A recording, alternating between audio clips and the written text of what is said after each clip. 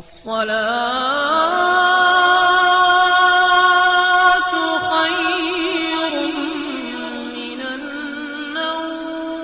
ناظرین گرامی، کیا آپ لوگ جانتے ہیں کہ شام غریبہ کیا ہوتی ہے؟ اور رات گئے امام بارگاہ میں لائٹ بند کر کے شیعہ مرد اور خواتین کیا کام کرتی ہیں؟ یقیناً آپ بھی ان سوالوں کے جوابات جاننا چاہتے ہوں گے۔ محرم الحرام کے ایام میں ہم نے آپ دوستوں کے لیے اسی موضوع کو آج کی اس ویڈیو کے لیے چنا ہے۔ آج ہم اسی پر بات چیت کر کے آخر شام غریبہ کیا ہوتی ہے آپ کو بتائیں گے۔ ہماری آج کی اس ویڈیو کو آخر تک لازمی دیکھے گا، اور اگر آپ نے ہمارے اس یوٹیوب چینل کو سبسکرائب نہیں کیا تو ریڈ بٹن پر کلک کر کے ہمارے سبسکرائبر ضرور بن جائیں تاکہ ہماری آنے والی تمام ویڈیوز آپ تک پہنچتی رہیں۔ پیارے دوستو، محرم الحرام قریب آتے ہی اس قسم کے سوالات سننے کو ملتے ہیں کہ جن سے انسان حیران رہ جاتا ہے۔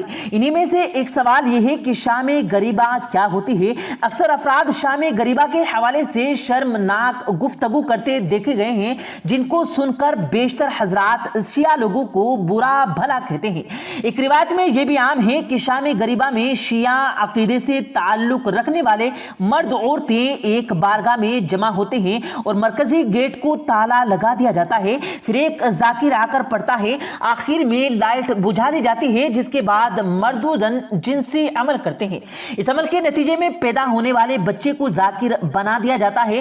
تاہم اس جھوٹی اور من گھڑت بات میں کوئی بھی صداقت نہیں، اور یہ بات تبرکہ پھیلانے والوں اور لوگوں کو اسلام سے دور لے جانے والوں کی جانب سے کی گئی ہے، جسے کئی افراد نے سچ تسلیم کر لیا۔ لیکن اس ساری کہانی میں 1% بھی سچائی موجود نہیں ہے، کیونکہ شیعہ حضرت امام حسین بارگاہ کو مسجد یعنی اللہ کے گھر کا درجہ دیتے ہیں، اور بھلا کیسے کوئی مسلمان مسجد کے اندر ایسے کام سر انجام دے سکتا ہے؟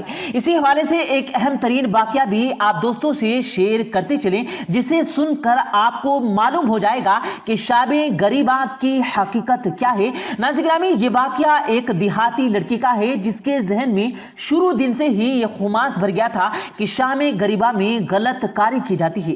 یہ لڑکا کہتا ہے کہ میں ایک گاؤں میں رہتا تھا اور گاؤں میں ایک ہی مسجد تھی جو تعلیم اس مسجد کے مولانا بچوں کو دیتے، بچے اسے جراب کر لیتے۔ میں بھی بچپن سے ہی یہی سنتا آیا تھا کہ شام غریبہ میں سیاہ حضرات ایک امام بارگاہ میں جمع ہوتے ہیں، اور پھر جسے جو عورت ملے وہ اس سے جنسی عمل کرتا ہے۔ اس عمل سے پیدا ہونے والے بچے کو امام بارگاہ کے لیے وقف کر دیا جاتا ہے، اور پھر جب وہ جوان ہو جاتا ہے تو اسے ذاکر بنا کر شیعہ عقیدے کی تبلیغ کی جاتی ہے۔ وہ لڑکا کہتا ہے کہ میں جب بھی اس قسم کی باتیں سنتا تو شیعہ عقیدے سے نفرت کرنے لگتا۔ خیر، دن گزرنے لگے اور میں پڑھائی کے سلسلے میں شہر کے ایک کالج میں داخل ہو گیا۔ یہاں میرے کئی نئے دوست تھے، جن میں ایک شیعہ بھی لڑکا تھا۔ ایک دن میں اپنے اور دیگر چند طلباء بیٹھے تھے، کتنے میں وہ شیعہ لڑکا بھی آ بیٹھا۔ اس کے آنے سے مجھے وہ سارے سوالات یاد آ گئے جن کو میں بچپن سے اپنے ذہن میں لیے گھوم رہا تھا، اور اکثر سوچتا تھا کہ کیا ایسا بھی ہو سکتا ہے۔ ناظرین گرامی، اس دیہاتی لڑکی نے بتایا کہ جیسے ہی وہ شیعہ لڑکا ہمارے پاس آ کر بیٹھا تو فوراً اس سے میں نے یہی سوال کر ڈالے۔ یہ سن کر لڑکا غصے سے سرخ ہو گیا، لیکن اس نے غصے پر قابو پاتے ہوئے یہ کہا کہ ایسا کچھ بھی نہیں، یہ سب من گھڑت اور جھوٹی کہانیاں ہیں۔ یہ کہہ کر وہ چل دیا۔ تقریباً 3-4 ماہ گزر گئے تو محرم اسٹارٹ ہو گیا، اور ایک دن وہ سیاہ لڑکا میرے پاس آیا اور کہنے لگا کہ تم شام غریبہ کی حقیقت جاننے کے خواہش مند ہو نا، تو اس بار شام غریبہ میں میرے ساتھ امام بارگاہ چلو، اگر تمہاری باتیں درست ہوئی تو میں بھی شیعہ عقیدہ چھوڑ دوں گا۔ دیہاتی لڑکا کہتا ہے کہ میں نے اس کے ساتھ جانے کی حامی بھر لی، کیونکہ مجھے حقیقت جاننی تھی۔ کچھ دنوں میں 10 محرم آ گیا اور شام کے وقت وہ شیعہ لڑکا میرے گھر آیا اور کہنے لگا کہ چلو آج میں تمہیں سارا سچ دکھاتا ہوں۔ یہ کہہ کر اس نے مجھے اپنے ساتھ چلنے کو کہا۔ رات تقریباً 9 بجے ہم امام بارگاہ میں پہنچ گئے۔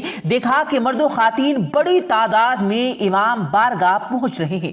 مرکزی گیٹ سے داخل ہو رہے تھے اور خواتین پچھلے حصے میں موجود ایک چھوٹے سے گیٹ سے داخل ہو کر دوسری منزل تک جا رہی تھی۔ میں اور میرا دوست بھی امام بارگاہ میں داخل ہو گئے اور زمین پر بچھے ایک قالین پر ہم بیٹھ گئے۔ کچھ ہی دیر کے بعد ایک ذاکر صاحب ایک اسٹیج پر تشریف فرما ہوئے تو تمام لائٹس آف کر دی گئی اور صرف اسٹیج والی لائٹ ہی آن رہی۔ آتے ہی ذاکر صاحب نے کہا کہ انا للہ و انا الیہ راجعون۔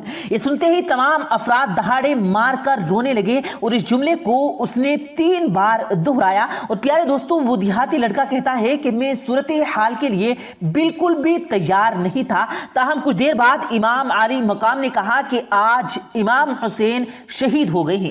آل رسول صلی اللہ علیہ وسلم کو یزیدیوں نے لوٹ لیا ہے اور ظلم و ستم کی انتہا کر دی ہے۔ نبی زادیات دشمن کے نغمے میں جن کو قید کیا جا چکا ہے۔ یہ سن کر امام بارگاہ میں موجود ہر شخص رونے لگا اور گیا و زاری کی آوازیں بلند ہوتی چلی گئی۔ اپنی آپ بیتی بتانے والے اس دیہاتی لڑکے نے بتایا کہ اس ذاکر کا ہر جملہ میرے سینے میں خنجر کی طرح پیوست ہو رہا تھا اور مجھے معلوم نہیں پڑا کہ کب میری آنکھوں سے بھی آنسو جاری ہو گئے۔ ذاکر کہہ رہا تھا کہ آج صبح گاؤں کے پاس بیٹھے تھے مگر اب شام غریبہ ہیں اور اب وہ بیٹھے نہیں رہے۔ دیہاتی لڑکا کہتا ہے کہ میرے رونے کے ساتھ ساتھ میری ہچکیاں بھی بن گئی۔ اتنے میں میرے سارے شیعہ دوستوں نے گلے لگا کر کہا یہ ہوتی ہے شام غریبہ۔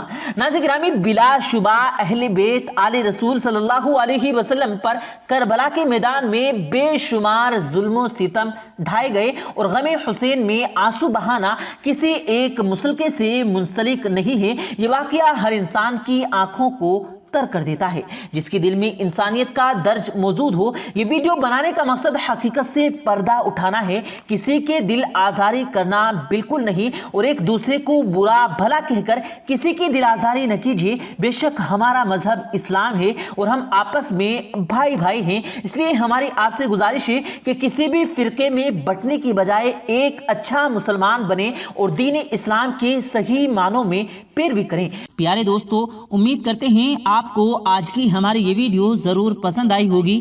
اگر آپ کو یہ ویڈیو پسند آیا ہو تو اس ویڈیو کو دل سے لائک کریں اور زیادہ سے زیادہ لوگوں تک اس ویڈیو کو ثواب کی نیت سے شیئر کریں، اور اس ویڈیو کے بارے میں آپ کی کیا رائے ہے کمنٹ سیکشن میں اپنی رائے کا اظہار ضرور دیں، اور مزید اسی طرح کی روز کی ویڈیو پانے کے لیے ہمارے چینل کو ضرور سبسکرائب کریں۔ ملتے ہیں پھر ایک نئی ویڈیو کے ساتھ، تب تک کے لیے اللہ حافظ۔